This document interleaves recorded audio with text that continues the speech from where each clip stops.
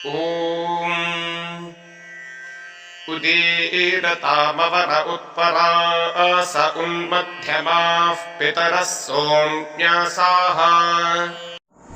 परमात्मा ने नमः। सर्वप्रथम हम देवकर्म की अपेक्षा पितृकर्म की प्रधानता पर विमर्श करेंगे। देवकर्म की अपेक्षा पितृकर्म प्रधान है। सोम, अग्नि और सूर्य के पुत्र यम उत्तरायण के अवसर पर अग्नि में होम आदि करने से जो तृप्ति प्राप्त होती है वह वे कर्ता को अश्वमेध यज्ञ का फल प्राप्त कराते हैं, दान करते हैं। जो भक्तिपूर्वक पितरों को श्राद्ध से प्रसन्न करता है, पितरों को संतुष्ट करता है, पितरों को प्रसन्न करता है, वे पितर पुष्टि अर्थात वृद्धि, प्रजा अर्थात पुत्र पौत्र आदि की कामना करने वालों के पुष्टि, प्रजा और स्वर्ग को प्रदान करते हैं। यह निसंदेह है। पितरों के उद्देश्य से किए जाने वाले श्राद्ध आदि कार्य देवताओं के उद्देश्य से किए जाने वाले यज्ञ आदि कार्यों से भी अधिक और त्वरित फलदायी होते हैं। अतः देवताओं से पहले पितरों को संतुष्ट करना चाहिए। शास्त्र का वचन है, वायु पुराण के श्राद्ध कल्प में कथन है, सोमस्याप्यायनं कृत्वा यज्ञिर्वै वस्पतस्य च उद्गायनं च अश्वमेधं उद्गायनं चाग्नौ च अश्वमेधं तदाप्नुयात्। पितॄन् प्रीणाति वै भक्त्या पितरः क्रीडयन्ति तं। पितरः पुष्टिकामस्य प्रजाकामस्य वा पुनः। पुष्टि प्रजा च स्वर्गं च प्रयच्छन्ति न संशयः। देवकार्यादपि सदा पितृकार्यं विशिष्यते। देवताभ्यः पितॄणां हि पूर्वमप्यायनं स्मृतम्। अतः पितरों की विशेष तथा पहले और देवताओं की अनंतर अथवा बाद में पूजा अर्चना करनी चाहिए। देवताओं से पहले पितरों की गई पूजा का नाम श्राद्ध होता है। श्रद्धया यत् क्रियते तत् श्राद्धम। श्रद्धापूर्वक पितरों के लिए संपादन किए जाने वाले कृत्य को श्राद्ध कहते हैं। लोक में और शास्त्र में यह व्यवस्था है कि यत्नपूर्वक देवताओं से भी प्रथम पितरों की पूजा की जाए। देवाश्च पितरश्चैव तेभ्योऽन्ये पितरस्तथा आथर्वण विधिह्येव प्रत्युवाच बृहस्पति। ऐसा महामुनि बृहस्पति देवगुरु बृहस्पति का वचन है। पूजयेच्च पितॄन् पूर्वं देवांश्चापि विशेषतः देवेभ्यो पितॄन् पूर्वम अर्चयन्ति है यत्नतः। सभी श्राद्ध करने वाला त्रिविध पदार्थों का वरदान प्राप्त करता है। अन्न, दीर्घायु और पुत्र, यह तीन वर पृथ्वी वासियों को पितर प्रदान करते हैं। अनेन विधिना युक्त स्त्री वरान लभते नरः अन्नम आयु सुतांश्चैव दते पितरो भुवि। पितामह गण अपने उपासकों को, श्राद्धकर्ताओं को महत्ता, कृतज्ञता, चातुर्य, सत्कार, यज्ञ और दान की शक्ति प्रदान करते हैं। अक्षुद्रत्वं कृतज्ञत्वं दाक्षिण्यं सत्कृतं च यत् ततो यज्ञं च दानं च प्रयच्छन्ति पितामहा। पितर सदा व्यक्ति को महत् पद की ओर अभिमुख करते हैं। पितर सामान्य चक्षुओं से दृष्ट नहीं होते हैं, चर्म चक्षुओं से गोचर नहीं होते हैं। वे तपोपूत योगज दृष्टि के विषय हैं। पितरों की जो गति और उनकी तृप्ति है वह चर्म चक्षुओं से अदृष्ट है और वह तपस्या द्वारा विशेष अंतःकरण से, शुद्ध अंतःकरण से ही देखे जाने का विषय है। उनकी गति और तृप्ति योगज प्रत्यक्ष का विषय है। नहीं योग गति ही सूक्ष्मा पितॄणाम अपि तृप्तयः तपसा ही प्रसिद्धेन दृश्यन्ते मांस चक्षुषा। अतः पितरों के का जो अनुभव होता है वह उनका अनुभव हमें जीवन में सत्परिणाम के रूप में मिलता है। सतपुत्र का होना, कुल में धन की अभिवृद्धि होना, सद्भावना का विकसित होना, कुल में सौमनस्य होना, यह सब पितरों का ही प्रभाव है, पितरों की कृपा का प्रभाव है। पितरों के 7 गण हैं, उनमें 3 गण अमूर्त हैं जो दिव्य लोकस्थ हैं और 4 अमूर्त हैं जो चारों वर्णों के पितर माने गए हैं। देवगण भी अत्यंत यत्न से सत्कार पूर्वक इन पितरों का श्राद्ध करते हैं। तो हम मानवों की क्या कथा है।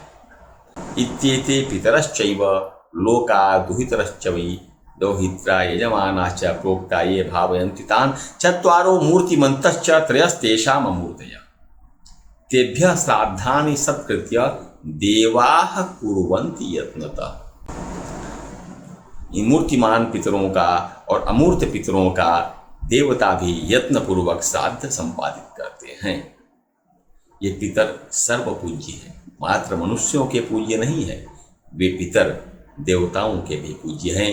इंद्र समेत इंद्र से युक्त सभी गण इन पितरों के प्रति अपने चित्त को समर्पित करके विनम्र भाव से श्राद्ध कार्य संपन्न करते हैं।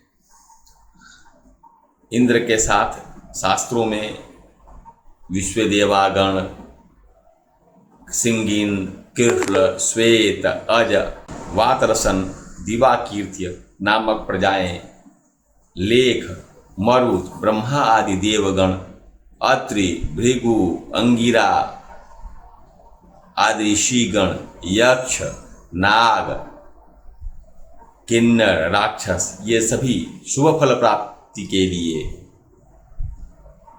नित्य ही इन पितरों का पूजन करते हैं। भक्ता प्राञ्जलयः सर्वे सेन्द्रास्तद्गत मानसाः विश्वे च सिकताश्चैव कृष्णिजा शृंगिणस्तथा कृष्णाः श्वेतास्वजाश्चैव विधिवत् पूजयन्त्युत।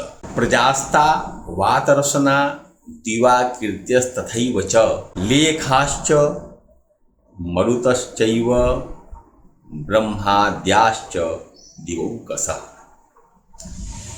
अत्रि भृग्वंगिराद्याश्च ऋषयः सर्व एव च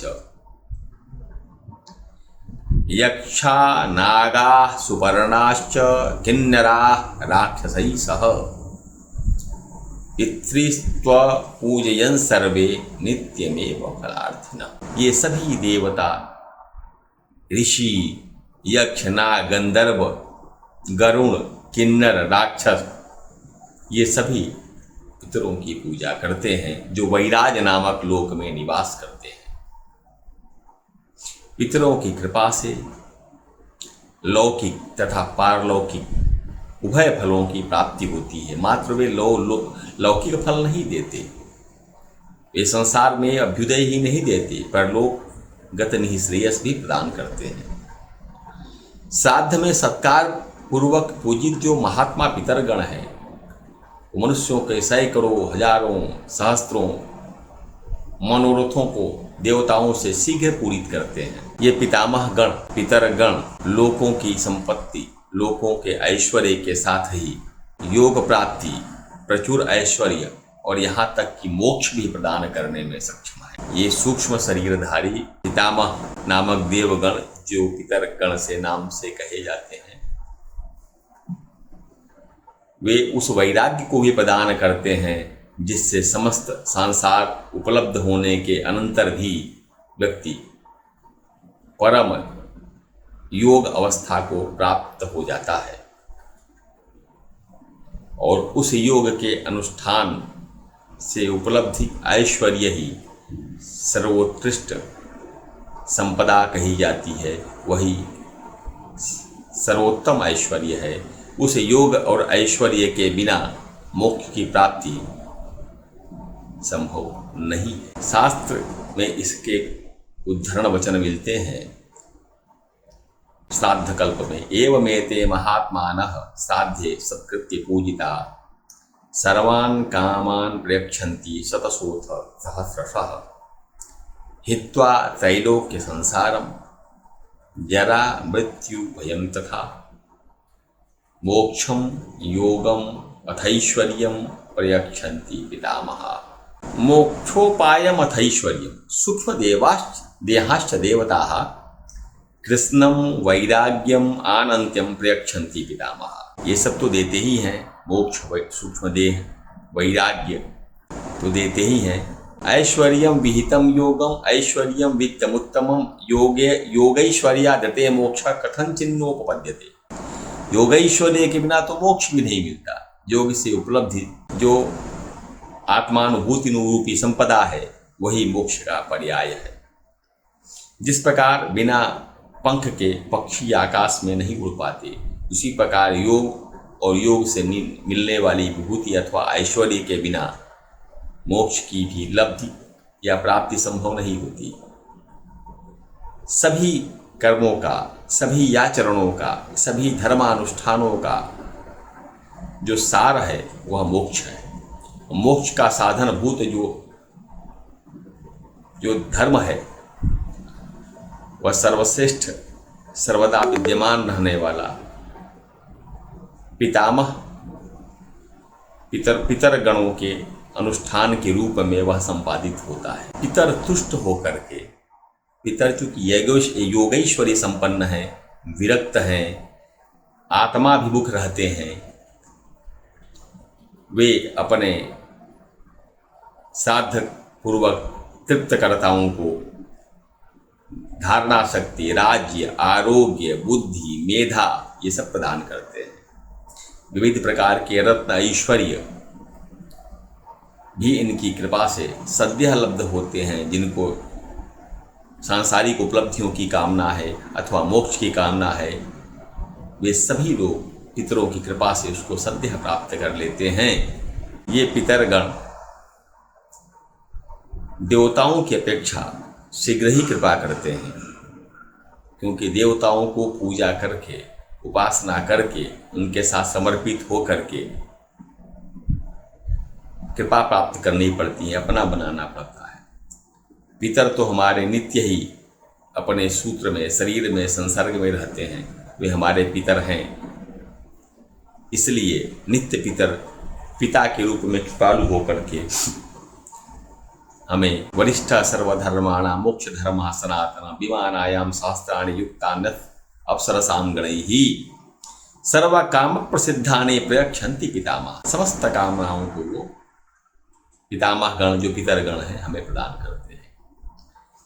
और प्रज्ञा, पुष्टि, स्मृति, मेधा, राज्यम आरोग्य में प्रजा, पुष्टि, स्मृति, मेधा, राज्य, आरोग्य ये प्रदान करते हैं। ये पितरों के प्रसाद से ही ये समस्त उपलब्धियां मिलती हैं। पितृणाम में प्रसादेन प्राप्यते सुमहात्मना। पितरों की कृपा से समस्त भौतिक संपदा मिलना शक्य है। राज्य, ऐश्वर्य, पद प्राप्ति, भोग प्राप्ति, यहाँ तक कि मोक्ष तक की प्राप्ति का जो मार्ग है वे हमें पितर यथाशीघ्र प्रदान करते हैं, हमें अपने पथ से स्खलित नहीं होने देते हैं। यह है पितरों की कृपा का विलक्षण प्रभाव। परमात्मा ने